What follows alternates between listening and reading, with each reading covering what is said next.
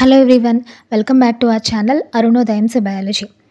15 days revision ప్లాన్లో మనం day 7లో ఉన్నాం. రెస్పిరేషన్ లెసన్ చదవాలి. సో ఫస్ట్ 5 డేస్ మనం బయాలజీ పేపర్లో వచ్చే 50 మార్క్స్లో 30 మార్క్స్కి సంబంధించిన క్వశ్చన్స్ చదువుకున్నాం.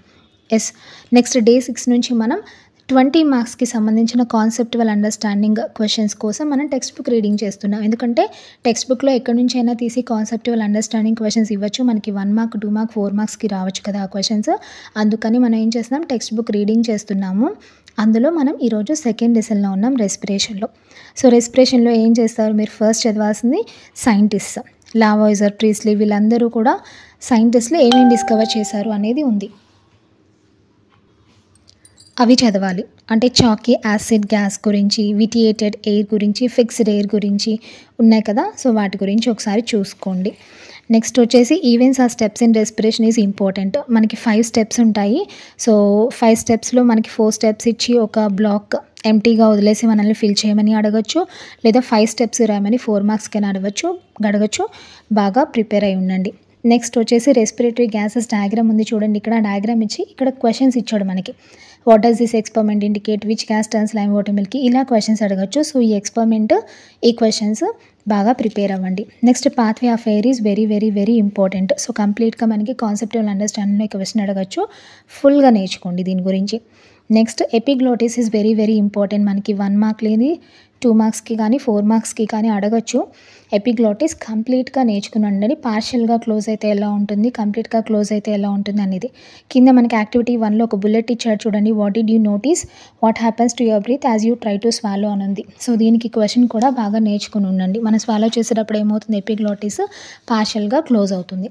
ఓకే, నెక్స్ట్ వచ్చేసరికి mechanism of respiration in human బీయింగ్స్లో మనం ఇక్కడ క్వశ్చన్ ఇచ్చాడు చూడండి. Bullet, what is the role of diaphragm and ribs in respiration are both active in man and women. So ఈ క్వశ్చన్కి ఆన్సర్ చదువుకోండి. మ్యాన్లో వచ్చేసరికి డయాఫ్రమ్, ఉమెన్లో రిబ్స్ ప్లే చేస్తాయి ఇంపార్టెంట్ రోల్. ఎందుకని, ఉమెన్లో ప్రెగ్నెన్సీ టైంలో ఫీటస్కి ఎలాంటి ఇంజురీస్ జరగకుండా. ఓకే, నెక్స్ట్ ఇంకా మనకి ఇక్కడ ఇన్స్పిరేషన్ అండ్ ఎక్స్పిరేషన్ డెఫినేషన్స్ ఉన్నాయి. వాటి మధ్యలో డిఫరెన్సెస్ ఆల్రెడీ మనం ఇంతకు. నెక్స్ట్ వచ్చేసి gaseous exchange, alveoli to capillaries diagram important and ఈ మ్యాటర్ కూడా చాలా ఇంపార్టెంట్. చాలా చాలా ఈజీ కూడా. బాగా ప్రిపేర్ అయి ఉండండి. 4 మార్క్స్కి ఇవ్వచ్చు ఈ క్వశ్చన్. నెక్స్ట్ పేజ్లో టాబ్లర్ ఫామ్ ఉంది చూడండి. Gas percentage in inhaled air, percentage in exhaled air. ఆ టేబుల్ మీకు ఇచ్చేసి కింద 2 క్వశ్చన్స్ ఉన్నాయి. ఆ క్వశ్చన్స్ అడగచ్చు మిమ్మల్ని 2 మార్క్స్కి. సో ఇది బాగా ప్రిపేర్ అవ్వండి. చాలాసార్లు ఇచ్చాడు ఈ క్వశ్చన్.